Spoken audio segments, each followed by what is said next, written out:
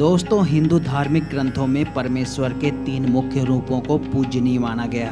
धार्मिक पुराणों में त्रिमूर्ति भगवान ब्रह्मा, विष्णु और महेश को संसार के प्रमुख देवताओं में सबसे उच्च स्थान प्राप्त है। पौराणिक कथाओं में जहां भगवान विष्णु को जगत का पालनहार कहा गया और ब्रह्मा जी को जहां विश्व का रचयिता माना गया, तो वहीं भगवान महेश को संहारक के रूप में जाना गया। मान्यताओं के आधार पर प्राचीन काल से इनकी पूजा देश के अलग अलग स्थानों पर होती आ रही है। इन्हीं स्थानों में कुछ ऐसे प्राचीन धार्मिक स्थल रहे हैं जिनकी आस्था और इतिहास को विशेष माना गया। जी हाँ दोस्तों, हाजिर हूँ इस वीडियो में एक और हिंदुओं के प्राचीन मंदिर के इतिहास को लेकर। ये कहानी है उत्तराखंड के चमोली जिला में अलकनंदा नदी के तट पर स्थित भगवान विष्णु को समर्पित 4 धामों में से एक प्राचीन मंदिर भगवान बद्रीनाथ के बारे में। नमस्कार दोस्तों, मेरा नाम है आनंद। हाजिर हूँ मंदिर दर्शन के एक और नए वीडियो में एक और नए कहानी के साथ। तो अंत तक हमारे साथ बने रहें, लेकिन वीडियो को देखने से पहले वीडियो को लाइक कर दें और चैनल पर नए हैं तो चैनल को भी सब्सक्राइब कर लें। हिंदुओं के 4 धामों में से एक बद्रीनाथ धाम उत्तराखंड में अलकनंदा नदी के तट पर और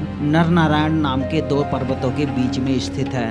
गंगा नदी के मुख्य धारा के किनारे पर बसे इस तीर्थ स्थल की ऊंचाई समुद्र तल से लगभग 3000 मीटर है। एक प्रकार के जंगली फल बेर के नाम पर इस स्थान को बद्रीनाथ कहा गया। कहा जाता है भगवान विष्णु के बद्रीनाथ धाम के इन पहाड़ों में तपस्या करने के दौरान सूरज की गर्मी और बर्फ से बचाने के लिए माता लक्ष्मी ने एक पेड़ का रूप धारण किया था। इस पवित्र धार्मिक स्थान को न केवल भगवान विष्णु का निवास स्थान माना गया, बल्कि इस स्थान को ज्ञान की खोज में आए अनगिनत साधु संतों का भी निवास स्थान माना गया। संसार के 8वें वैकुंठ बद्रीनाथ धाम में हिंदू धर्म के देवता विष्णु के एक रूप बद्रीनारायण की पूजा होती है। शालिग्राम से निर्मित मंदिर के मूर्ति को लेकर मान्यता है कि इसे आदि शंकराचार्य ने 8वीं शताब्दी के दौरान नारद कुंड से निकलवाकर स्थापित करवाया था। मान्यताओं में इस मूर्ति को भगवान विष्णु के स्वयं प्रकट हुई 8 प्रतिमाओं में एक माना गया। वैसे तो यह मंदिर उत्तर भारत में है, लेकिन यहाँ के मुख्य पुजारी दक्षिण भारत के केरल राज्य के नंबूदरी संप्रदाय के ब्राह्मण होते हैं। विष्णु पुराण, महाभारत और स्कंद पुराण जैसे कई प्राचीन ग्रंथों में इस मंदिर का उल्लेख देखने को मिलता है। एक अन्य मान्यता के अनुसार इस मंदिर को बद्री विशाल के नाम से भी जाना गया और भगवान विष्णु को समर्पित 4 अन्य मंदिर योगा, ध्यान बद्री, भविष्य बद्री, वृद्ध बद्री और आदि बद्री के साथ जोड़कर पूरे समूह को पंच बद्री के रूप में पूजा गया। हिमालय में स्थित इस क्षेत्र को अलग अलग समय पर अलग अलग नामों से भी जाना गया। स्कंद पुराण में सतयुग काल के दौरान इसे मुक्ति प्रदा के नाम से जाना गया। त्रेता युग में भगवान नारायण के इस स्थान को योग सिद्ध और द्वापर युग में भगवान के दर्शन के कारण इसे मणिभद्र आश्रम या विशाल तीर्थ कहा गया। तो वहीं कलयुग में इस धाम को बद्री का आश्रम और बद्रीनाथ के नाम से जाना गया। बद्रीनाथ पर एक प्रचलित कथा के अनुसार नारद मुनि एक बार भगवान विष्णु के दर्शन के लिए क्षीर सागर जाते हैं, जहां नारद मुनि माता लक्ष्मी को भगवान के पैर दबाते हुए देख लेते हैं। तो चकित नारद ने जब भगवान से इसके बारे में पूछा तो गलती का अनुभव करते हुए भगवान विष्णु तपस्या करने के लिए हिमालय चले जाते हैं और भगवान विष्णु के तपस्या में लीन हो जाने के बाद यहाँ पर बहुत अधिक हिमपात होने लगता है, जिसमें भगवान विष्णु पूरी तरह से डूब जाते हैं। यह देखकर माता लक्ष्मी बेर के पेड़ का रूप ले लेती हैं और भगवान विष्णु को बर्फ से बचाने के लिए वहां पर खड़ी हो जाती हैं। कई सालों बाद भगवान विष्णु तपस्या से बाहर आने के बाद देखते हैं कि माता पूरी तरह बर्फ से ढकी हुई हैं और इसी दौरान भगवान विष्णु माता लक्ष्मी से कहते हैं कि हे देवी, तुमने भी मेरी तरह कठोर तपस्या किया है, इसलिए यहाँ पर मेरे साथ आपको भी इस स्थान पर पूजा जाएगा। आपने मेरी रक्षा बेर के पेड़ के रूप में किया है, इसलिए आज से मुझे बद्रीनाथ के नाम से जाना जाएगा। पौराणिक कथाओं के अनुसार बद्रीनाथ और इसके आसपास का पूरा क्षेत्र किसी समय भगवान भोलेनाथ का हुआ करता था। कहते हैं गंगा नदी के धरती पर अवतरित होने के बाद यह स्थान 12 धाराओं में बट गई और इस स्थान से होकर बहने वाली धारा अलकनंदा के नाम से विख्यात हुआ। एक अन्य हिंदू धार्मिक मान्यता के अनुसार एक बार भगवान विष्णु ध्यान लगाने के लिए हिमालय पर्वत पर स्थान खोजते हुए यहाँ पहुँच जाते हैं। अलकनंदा नदी के नजदीक यह स्थान उनको बहुत पसंद आता है। वो जानते थे कि यह स्थान भगवान शिव का है, तो उन्होंने एक योजना बनाई और बाल रूप में अवतार लेकर जोर जोर से रोने लगते हैं। बालक के रोने की आवाज सुनकर कोमल हृदय वाली माता पार्वती बेहद भावुक हो जाती हैं और तब बालक से माता ने पूछा कि उसे क्या चाहिए। तो बालक ने उनसे ध्यान योग के लिए वह स्थान मांग लिया और तभी से यह स्थान भगवान विष्णु का हो गया। बद्रीनाथ मंदिर का उल्लेख विष्णु पुराण, महाभारत और स्कंद पुराण समेत कई प्राचीन ग्रंथों में देखने को मिलता है। कई वैदिक ग्रंथों में भी इस मंदिर के उल्लेख को देखा जा सकता है। स्कंद पुराण में इस मंदिर का वर्णन करते हुए लिखा गया है, स्वर्ग, पृथ्वी और नर्क तीनों ही जगह अनेकों तीर्थ स्थान हैं, फिर भी बद्री जैसा कोई तीर्थ ना कभी था और ना कभी होगा। वहीं महाभारत में बद्रीनाथ का उल्लेख करते हुए लिखा गया है, बद्री विशाल के दर्शन मात्र से ही इंसान मोक्ष को प्राप्त हो जाता है। बद्रीनाथ मंदिर के विषय में कुछ प्राचीन ग्रंथ बताते हैं कि यह मंदिर 8वीं शताब्दी तक एक बौद्ध मठ हुआ करता था, जिसे आदि शंकराचार्य ने अपने यात्रा के दौरान एक हिंदू मंदिर में परिवर्तित करवा दिया, जिसका कारण बताया जाता है वर्तमान मंदिर की वास्तुकला और मंदिर का चमकीला चित्रित मुख भाग किसी बौद्ध मंदिर के समान देखने में लगता है।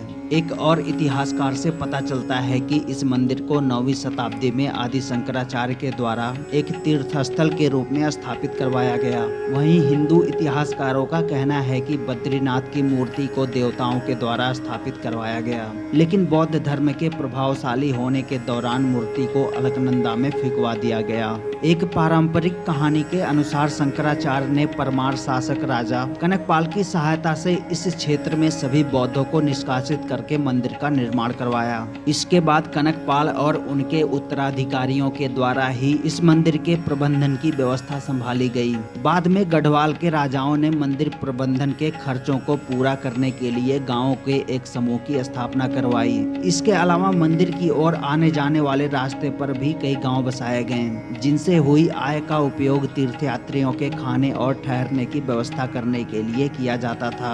इस दौरान गढ़वाल राज्य के सिंहासन को बद्रीनाथ का राजगद्दी कहा गया। यह प्रथा 19वीं सदी तक जारी रहा और 16वीं सदी में गढ़वाल के तत्कालीन राजा ने बद्रीनाथ मूर्ति को गुफा से लाकर वर्तमान मंदिर में स्थापित करवा दिया। मंदिर निर्माण पूरा होने के बाद इंदौर की महारानी अहिल्याबाई के द्वारा यहाँ स्वर्ण कलश का निर्माण करवाया गया।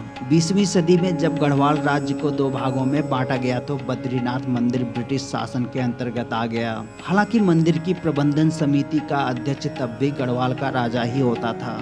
लगातार प्राकृतिक आपदा और होने वाले नुकसान के कारण मंदिर को कई बार बनवाया गया। 17वीं सदी के दौरान गढ़वाल के राजाओं द्वारा मंदिर का विस्तार करवाया गया। 18वीं सदी के दौरान हिमालय क्षेत्र में आए भूकंप ने मंदिर को भारी नुकसान पहुंचाया, जिसके बाद यह मंदिर जयपुर के राजा द्वारा पुनर्निर्मित करवाया गया। यह मंदिर प्रथम विश्व युद्ध के समय तक बनकर तैयार हो गया था। इस मंदिर के आसपास एक छोटा सा नगर भी हुआ करता था। बद्रीनाथ मंदिर की भौगोलिक स्थिति हिमालय पर्वत श्रृंखला भारतीय राज्य उत्तराखंड के अंतर्गत आता है। नगर का आधिकारिक नाम बद्रीनाथपुरी है और प्रशासनिक तौर पर यह चमोली जिले के जोशीमठ तहसील का एक नगर पंचायत है।